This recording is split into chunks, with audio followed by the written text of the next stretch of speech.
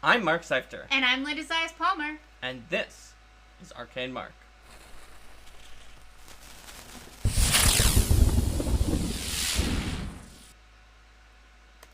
Welcome everyone to GM Tools, Rocks, Squirrels, and Gods, role-playing the Uncanny.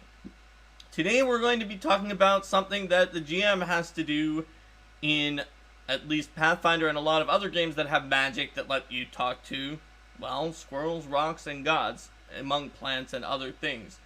Sometimes you're going to have to roleplay as something that is so different than a human being that even understanding how to convert its thought process, or in the case of a rock, lack thereof, because we're talking about R-O-C-K rock, not like the giant bird rock. Why not both? I mean, we can, but that fits more in the squirrels category. It does, yeah. Thought process, or lack thereof for a stone, into something that is human comprehensible, but that rings authentic, that it is talking to this other weird thing, that gives a useful effect for the spell that the PCs have spent, but also without just automatically doing everything for the PCs, so they don't have to make any decisions. So it's not just about role-playing as a rock, a squirrel, or a god, but also sort of adjudicating effects where you're talking to something weird, and it all comes down to that. So, thinking about a few of the things here, there's the vantage point and perspective, both physically and psychologically, is one of the big things there. And how does whatever you're talking to see the world? Yep. So, from a physical perspective, one thing that I like to think about is if you have something that's like, say, it's a small animal. A small animal is going to focus a lot more on the things that are smaller and are more focused in. They're gonna see the things that are in the grass. They're not necessarily gonna notice the things that are farther away or higher up. And it's also relevant which things are distinguishable, because in a lot of cases, like, we can't necessarily tell one squirrel from another. So why should a squirrel be able to tell the difference between a human and an elf, for example? Yep. I mean, if you know the difference between different species of squirrels, like, a human could learn to do that, but a squirrel just doesn't care. Yeah.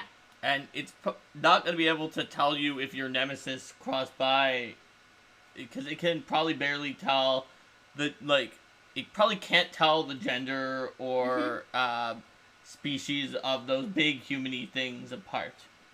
I mean, if you think about, trees are pretty big compared to us, but a lot of people can't necessarily tell all the different species of trees, necessarily. Or tell two different oak trees apart from each other. I mean, a lot of things I find just sort of blend together into the huge two-leg head hair category. That's right.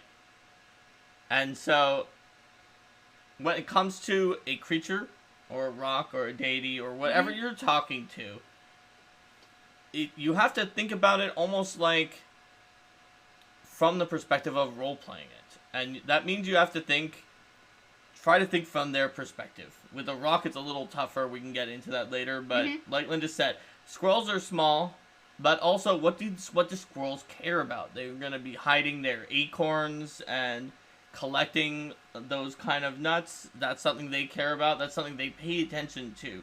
They would know the best places to get nuts. They probably know which places to get nuts are dangerous and, like, have, like, an owl that's going to come down and swoop down on you, or other particular threats that are threatening to a squirrel. That whereas the thing that you want to know from them, they might not necessarily know. But if the players can think through the eyes of a squirrel and ask the squirrel something that the squirrel would care about, but they can also give the PCs the answer that they want, that can sort of lead to a very interesting interaction. You can help lead them there with the squirrel, too, while you're not, like, just directly being like, oh yes, the squirrel can tell the difference between members of the Pathfinder Society and the Aspis Consortium. And I find that when you're having animals, particularly small animals, it makes a lot of sense to have them be aware of aware of things that are unnatural, areas that feel dangerous or strange. So if there's some undead threat, for example, or some kind of corruption in the land, then they would be aware of where that was. They'd be aware of where predators are. They'd be aware of where food sources are, and also considering what kinds of senses are going to be the most predominant ones for that animal. Because if you have an animal that is that animal primarily going, and how do those senses compare to the senses of a human? So if an animal has very sharp hearing, and that's one of the main senses that they use, like if an animal has echolocation, that's going to impact the way that they describe things. If they can see whether they can, if they see color or don't see color, that's going to impact what's going to be salient to them. And they don't necessarily understand that the PCs don't see things the way they do. Right. So they're not going to know that you don't use echolocation or have such a good scent. But on the other hand, animals in particular, there are things that matter to them that animals, even down to insects or arachnids, are capable of processing in a way that a lot of people don't realize. So, for example, bats pretty much memorize certain routes that they want to go on, to the point that people in one location were just like planting giant trees into a spot that didn't have them, and bats would slam into the trees because they had pre-planned their route to go back to their cave, and that was a good place to go, and now there were trees there.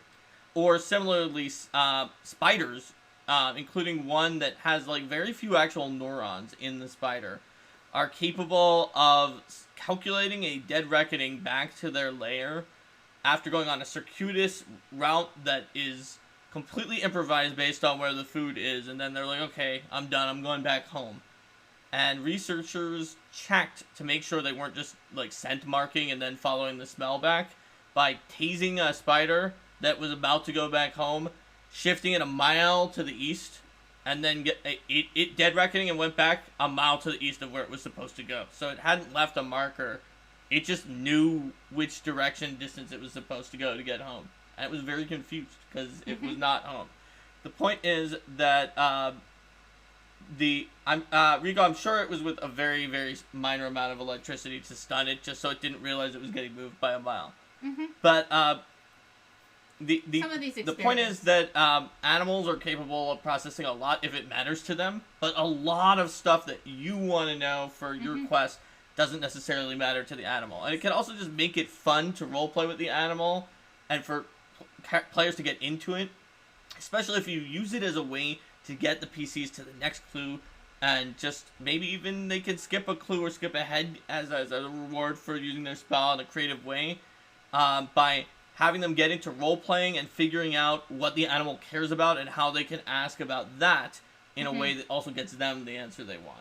And another thing with animals too is that it's their desires are going to be a lot simpler. Like, you can definitely bribe animals with food and shelter and things like that in a lot of cases, as long as what you're sending them to do isn't too dangerous. And I think about too, in terms of what animals know, those stories of the stories of crows and all the ridiculous things they'll do. Oh, like, yeah. That, like, making huge numbers of like the crows up on the telephone poles where the crews would try to take them down. It was in Japan, where they made their nests, and the crews were hired to take down the nests, and the crows, on figuring that out, started making 3 decoy nests for every real nest.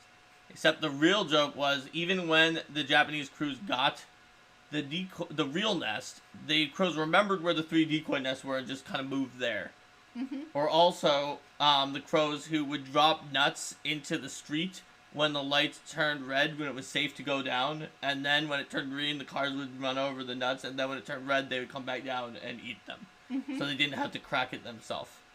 Or other crows where where people were wondering whether the crow's recognition of things was based on actual being able to identify humans by face, because some animals can if they care, and or whether it was scent marked or what it was. So they abducted baby crows while wearing Dick Cheney masks from like a Halloween party store, and then from that point on, the crows that they abducted from and just like right in front of them told other crows, and a bunch of crows from that town started attacking anybody in the Dick Cheney mask for doing that. So they have to have some way to communicate with each other that uniquely identifies an appearance that one of them has never seen before. That's right, which is pretty startling. But most of the time, they don't care the difference between one human or the other, and so there's just a lot of things that are unexpected that animals can do or maybe will do. Mm-hmm. And Rico in the chat is talking about lengthening or shortening ants' legs and watching as they don't go as far or do go farther than they were trying to go. Mm-hmm.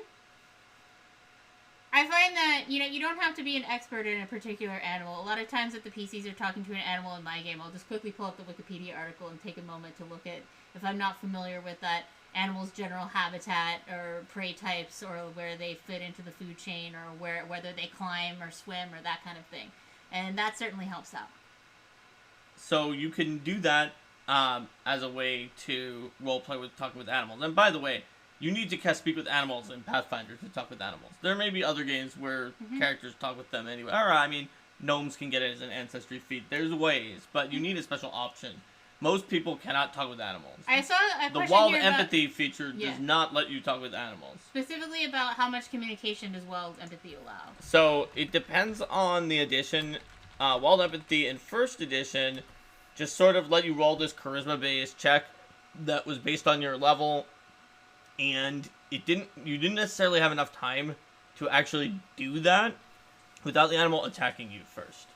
Whereas Wild Empathy in second edition specifically just says you're using diplomacy to make an impression on the animals and make very simple requests of them without so it just says it allows you to communicate on a very rudimentary level. So you can't really talk back and forth, but you could make a good impression and try to make a simple request of them. Like, you can't get information from them. You can impress things on them. So that might be more like fetch that thing over there. And it says in most cases wild animals will give you time to make your case. So because that was something that was not clear that it happened in first edition.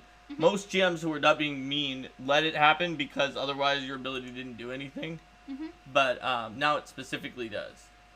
And Rico says it makes you effective when you talk to animals with wild empathy. Yes, that's exactly right. You don't necessarily understand what they're saying, but you can make them like you or be impressed by you and get them to do some stuff that you're directing them to do.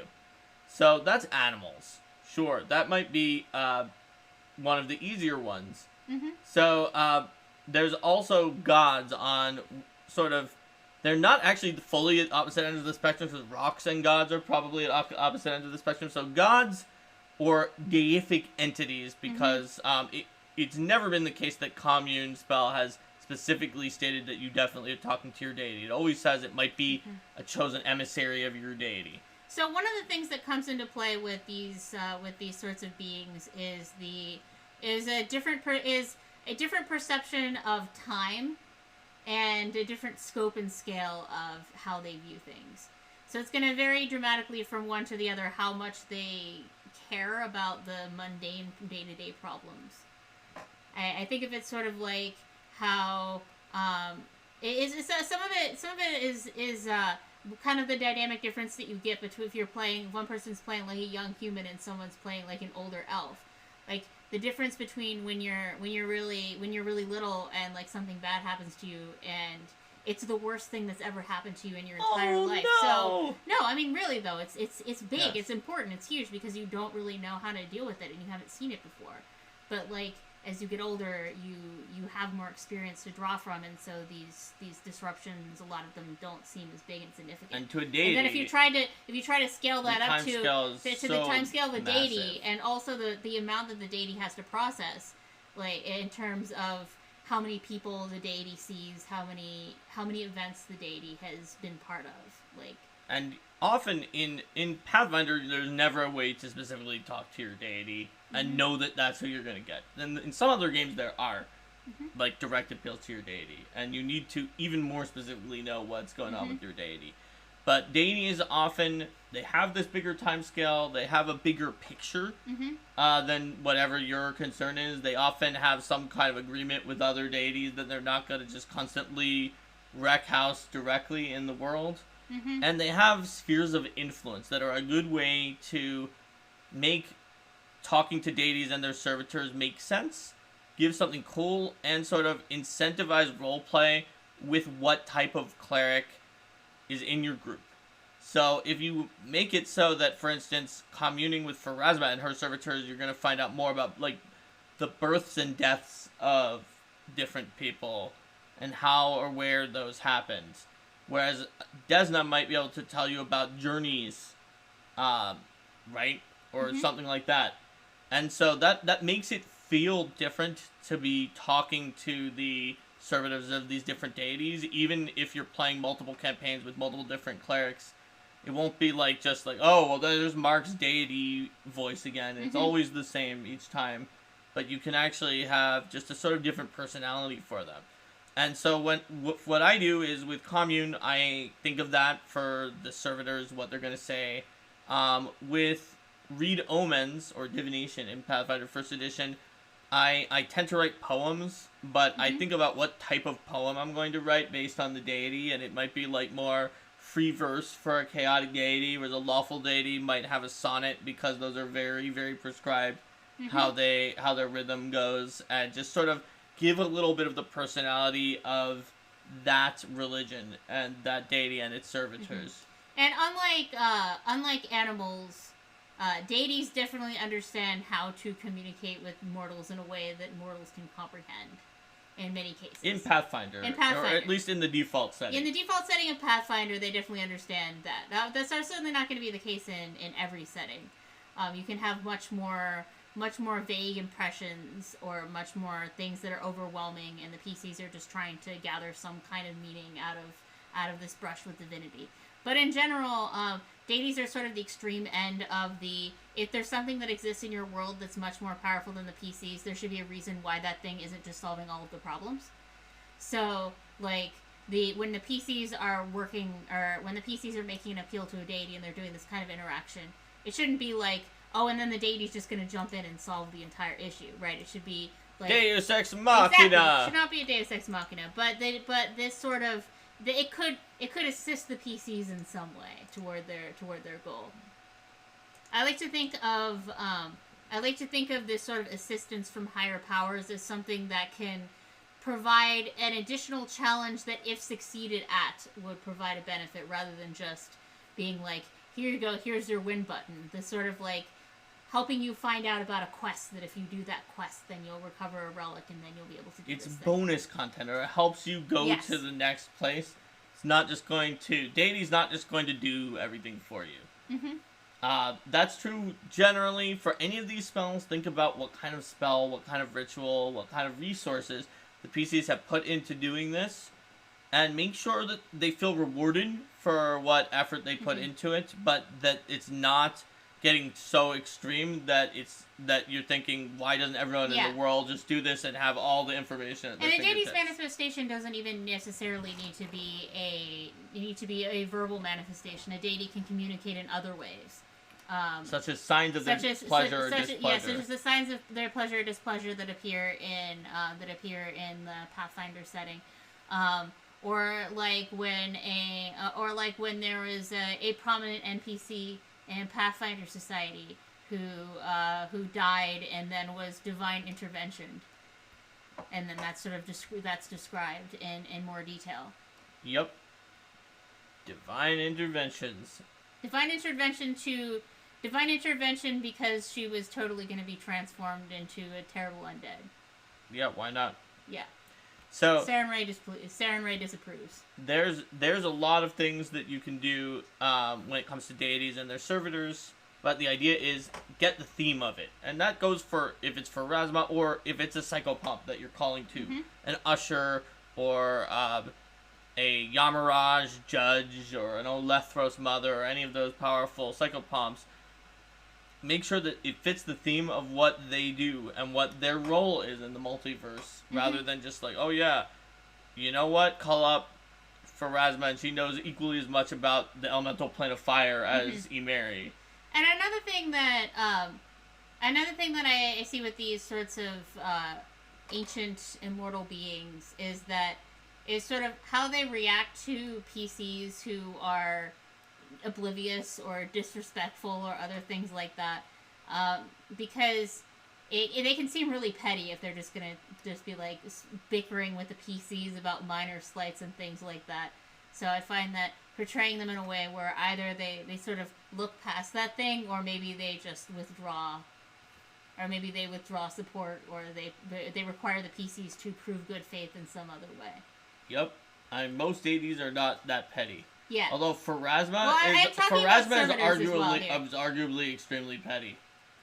The whole Lamia thing? There's multiple possible things that Pharasma has done, such as, I mean, yeah, sure, lying to people, taking their money, and doing false prophecies is bad, but making all of the descendants of those people be cursed seems like really off theme.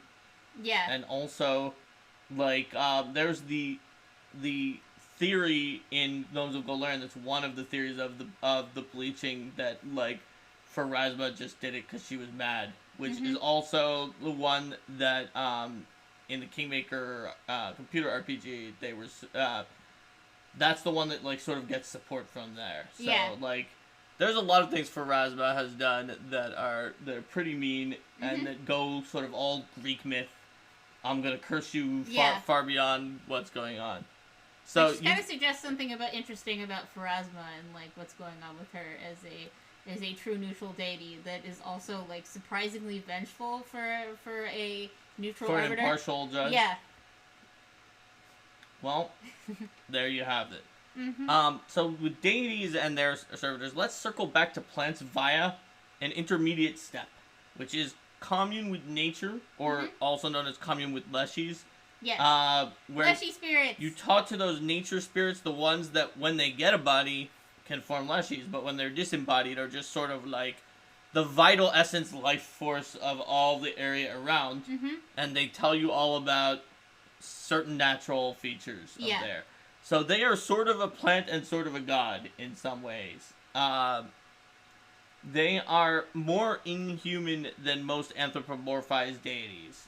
I mean, not all. Obviously, some deities are also like elder gods or great old ones or something. Yeah. But if your deity is like Caden Kalian, that is closer to being a human, or even a servitor of Caden than the nature spirits are to being a human. Zathos says, free those nature spirits from being trapped in those leshy bodies. The leshy ritual isn't like some kind of dark ritual that ensnares like the rituals that create undead that pull in unwilling spirits. It's the ones who want to come. The leshy ritual is an invitation that is an invitation to spirits of nature who wish to be come on. Is an invitation to spirits of nature, and Sherpy says it specifically says willing. Yes. Ancient outer Cthulhu entity, Leshy. So do you think the over Leshy would like as adding more stuff for Leshies would be like, and they don't want this? No, of course not. Of course not.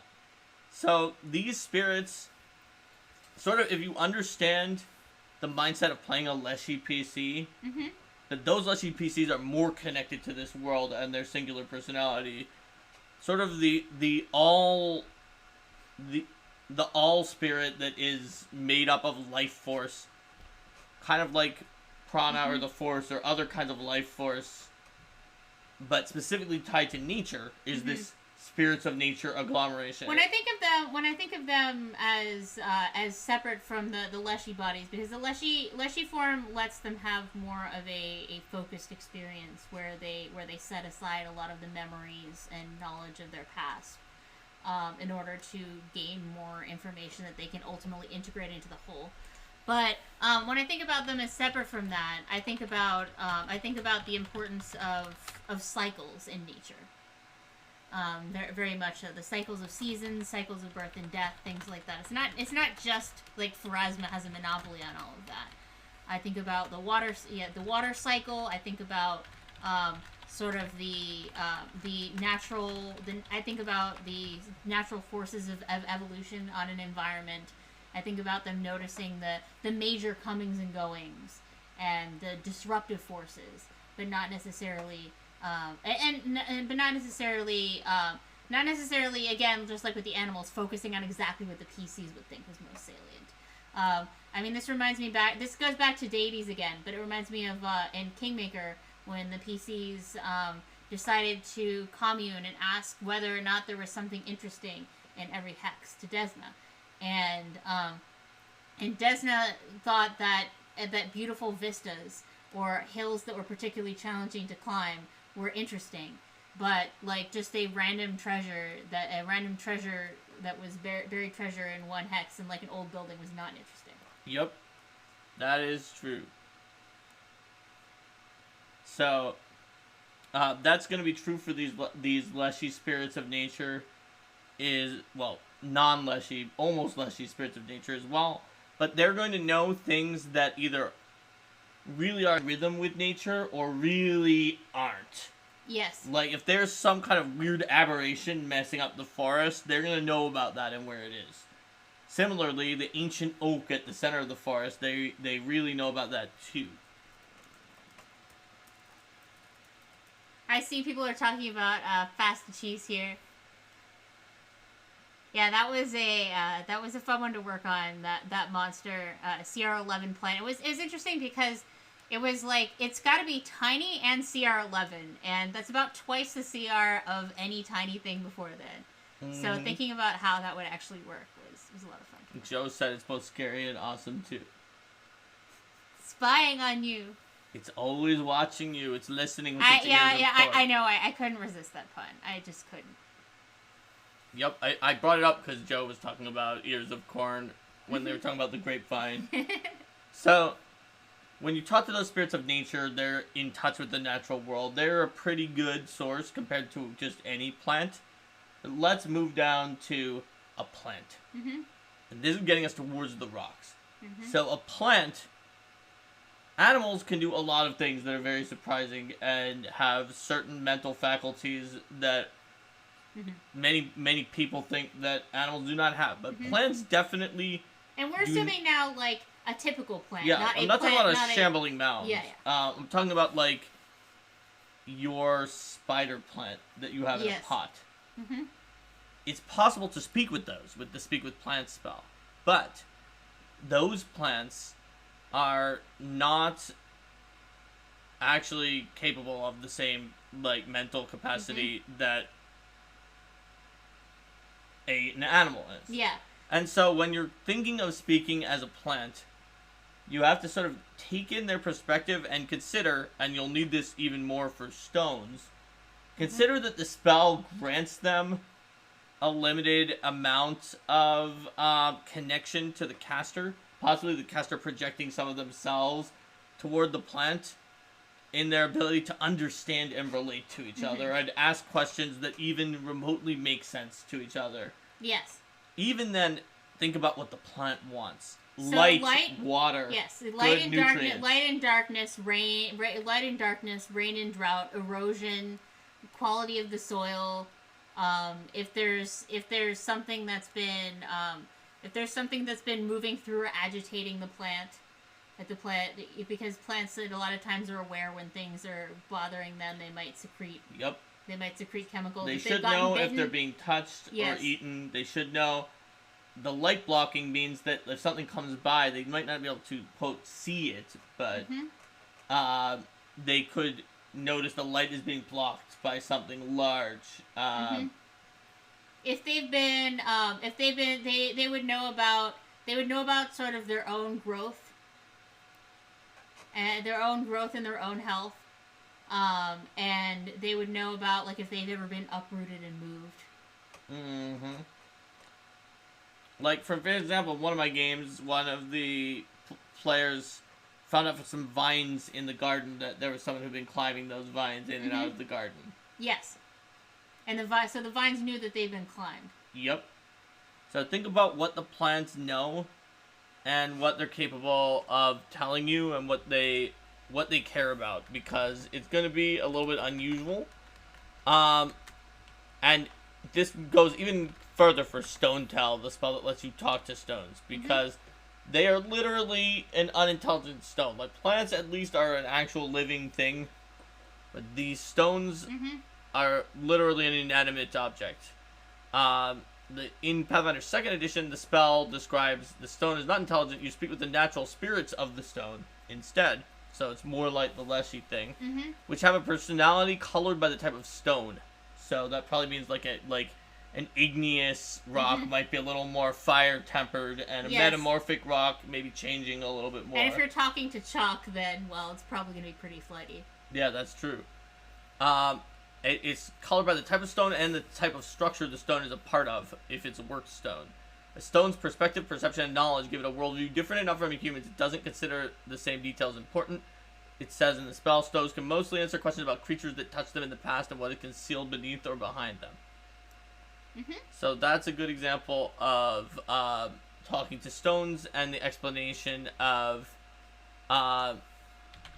in Pathfinder 2nd Edition to help starting GMs figure out what am I even going to do when we talk with one thing stones. That's important to consider with this is we've talked about the sort of like senses and noticing things, but there's also the there's also the perception of emotion, because if you're talking to animals, you know, animals are going to have emotions. They're not going to be the same emotions as we have necessarily in some cases, but they're still going to have emotions. But like a rock, if you're talking to a rock, it doesn't. It's a rock spirit, so in the same sense that the Leshy spirits do, the rock spirits might. But a plant maybe even. Yeah, they don't. Plants even maybe have the least emotions. But at the very least, because of the fact that rocks are spirits. At the very least, you know, if the spirit is going to have their emotions, but like the emotional landscape of a lot of these beings are going to be very different from the emotional landscape of a PC. Yes, especially a plant.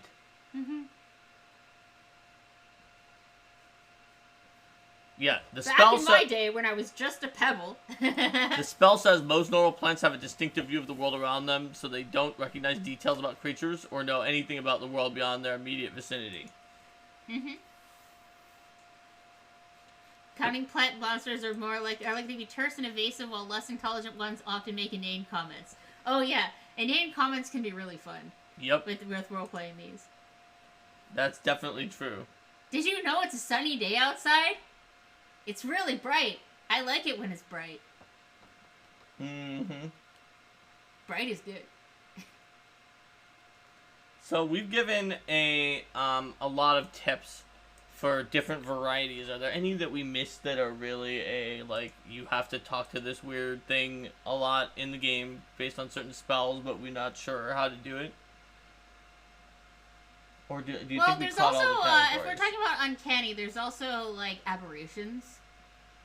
From that perspective, you've got aberrations and constructs that are intelligent enough to speak with you, but possibly have no life force. Or they definitely have no life force, so therefore no vital essence, which is where you get instincts. And they probably don't have spiritual essence or the soul. So it's like, even a smart construct might have just a mind and a body. Or just a mind if it's an AI. Yeah. So that's certainly going to color the way that they perceive things and what matters to them. Think about what it means to have a lack of instincts. And those sorts of more instinctual feelings. And without having the soul, those constructs would have no ability to really progress and change and improve from what their outlook is. They could learn a new skill. They have mental essence, but like if they want to change their alignment or experience the kind of character growth that may be winning the poll right now, that's something they would not be able to do. So you have to just basically think about what you're talking to and what's different about them. And you don't need to play up, oh wow, this difference is going to be the entire thing. Yeah. And we're just going to talk about the fact that the planet is green the entire time. But just always keep it in mind and use it as part of the role play that sort of spontaneously emerges when the PCs talk to these kind of here's things. an interesting thing from Trippy. Plants could be happy in times of growth. I think a more abstract concept of telling about the history the plant knows, such as ways you can study rings in trees. Yeah, that would be cool. That makes sense. Like, it's like, well, but so that could be sort of like describing time based on the cycles of droughts and floods and healthier amounts of rain. Yep. But yeah, I didn't mean to say that like plants couldn't have any emotions ever, but just that they may have that just that these vastly different, like if you're a plant, you're probably not going to have the same emotions. Yep. As a PC would. So, do we want to give an example of this? All right. But I'm going to be the troll player because you're always the troll player. You can be the troll player, and I'll be a squirrel that you're talking to. Okay. So you're also you're the GM too. I'm the GM. All right. And I'm a squirrel. Okay. So I'm gonna cast the animal speaking spell, and I'm gonna ask the squirrel I'm gonna ask the squirrel to tell me about every creature that has come near to this area near the entrance of the fortress in the last week. Hello there. Hi, I want to know about every creature who's come near the entrance of this fortress in the last week. Did you see someone who looks like this? You want to know about every creature who came by here in the last week? Yes, tell me about all of them in sequential order. What's a week? The sun goes up, the sun goes down, the sun goes up, the sun goes down. That happens 7 times. 7 times? Yes. That's a lot of times. It is a lot of times. How many creatures have you seen in that much time? I've seen a lot of creatures. Do you know them all? Yes, but I need you to tell me specifically the ones that came by the fortress. Also, did you see someone who looked exactly like this? I found some nuts. Come on, come on, GM. He totally would have noticed I found an acorn. In that time, I found an acorn. Want to see? I hid it very safely. Where did you hide your acorn? There were also some scary things. Like, there was a big bird. It was probably in that time. And also a big giant lizard. And an elephant thing with a long trunk. Yeah, but I care about people who look like this. Did you see a person come by look like this? The flapping wings flying thing. It probably would say that instead of bird. Yeah. Anyway. Mm-hmm. And yeah, the big scaly thing. The big scaly thing, huh? Yes. Was it a dragon or a basilisk or what was it? It's scaly and it had a tail and little arms and is tall and big teeth. Here, now take this quill and this piece of paper and draw a picture of exactly what you saw. Draw? Yeah, draw it. What's that? Put it in your paw and draw it. Oh, put it in my paw? The squirrel puts it in the paw and starts nibbling on it. No, that's not drawing, that's eating. There's ink in there. Stop it. It tastes good. I didn't want you to eat it. Ink is poison. Stop vomiting on me. It's just like licking you with black ink all over your arm. It's not vomiting on you. It's just licking you with this black ink. All right. Well, that was a fun mutual troll.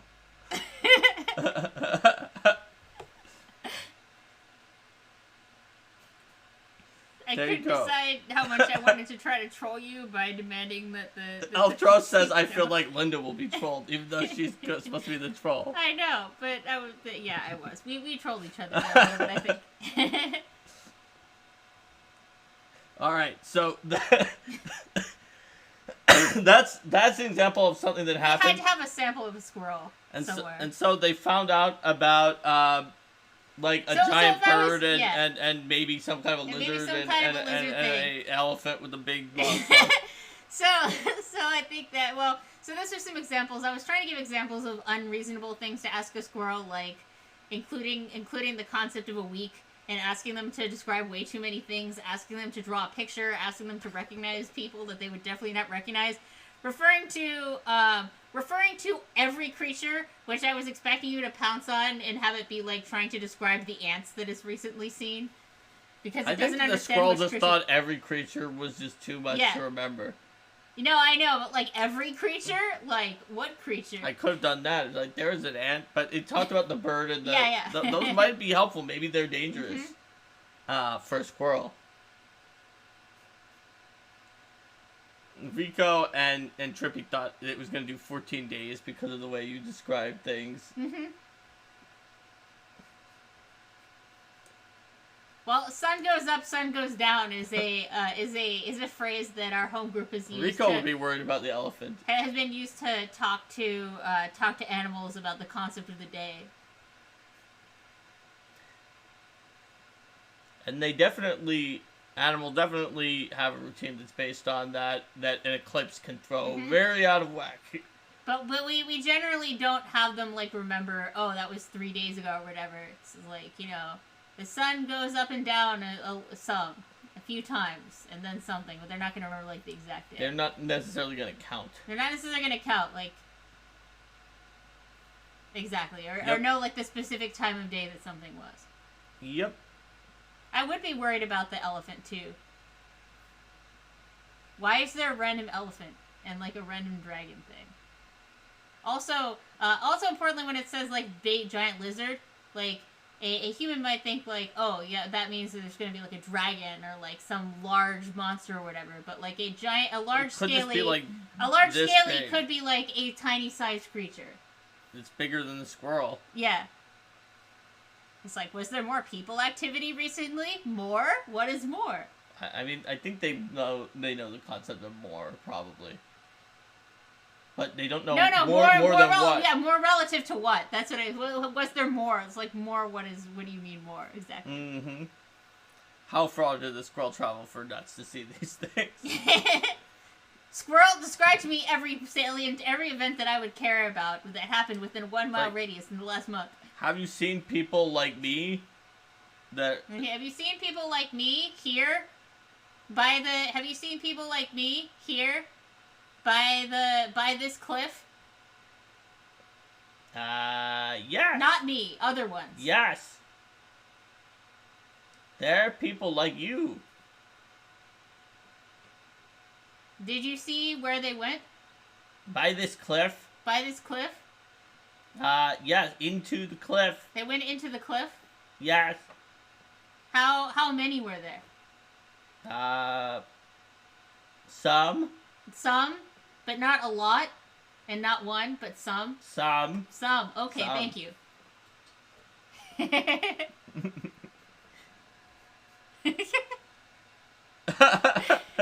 Trippy wants a whole hour of Linda tries to talk to Squirrel.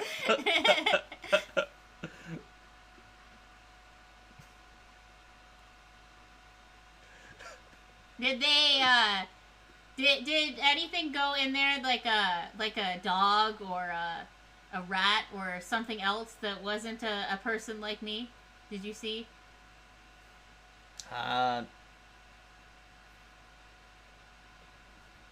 The scaly tail, little arm with big teeth went in. Scaly tail, little arm, big teeth. How big is scaly? How big is scaly tail, little arm, big teeth? Is it big like really me? Big like you. Really big like me? Yes. Bigger than me? Etc. Here's an example. So yeah, this is sort of a random example of how you could get useful information, and from here you could try to narrow down like how big the creature is, and then potentially try to use that to roll some kind of recall knowledge check. What actually happened is that 5 orcs and their Deinonychuses went into a cave. Mm-hmm. That's what the squirrel was describing. Mm-hmm. And there's also a giant bird and some kind of an elephant type thing with a long trunk. Yes. You probably shouldn't have used bird and elephant and lizard as descriptions. I just sort of used them for ease. I used them at first, but then realized it would have said like because they wouldn't have the same classification. Like flappy feather doom or something like that. But they would know squirrel. Yes. Squirrel. Or they would say probably people. Mm-hmm. Or something like that. Yeah. For themselves. Mm-hmm. Like a squirrel might say it's a person. It's like, you're a weird giant thing. Mm-hmm. You're missing most of it. You're a bald, patchy, furless giant thing. Yes. Furless giant. Two-leg furless giant. Two-leg bad eyesight furless giant.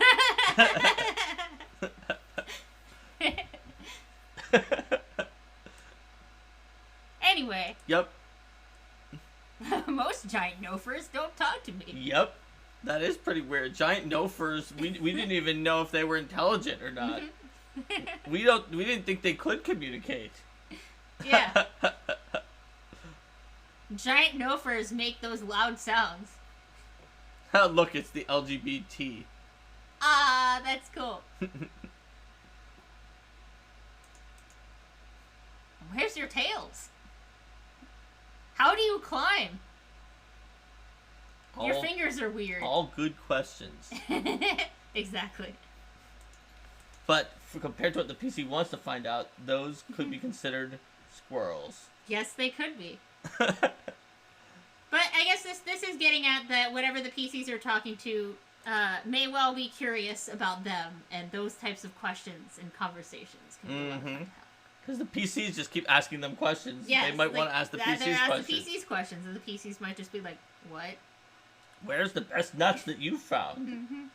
Well, I remember in a PFS scenario a long time ago, this was talking to like this brain aberration thing. It was just like, how do elves sporulate? And the PCs Oh, that was like, a cerebral fungus. Yeah, it was a cerebral fungus, and the PCs are like, how do we explain the birds and the bees to a random brain fungus?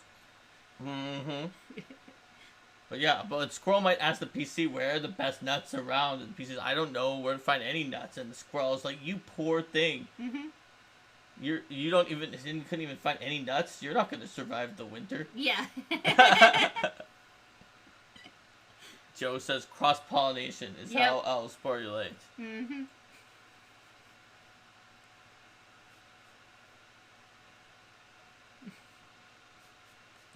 Yes. All right.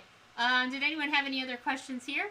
Yes, this was a topic that we took from the episode suggestions.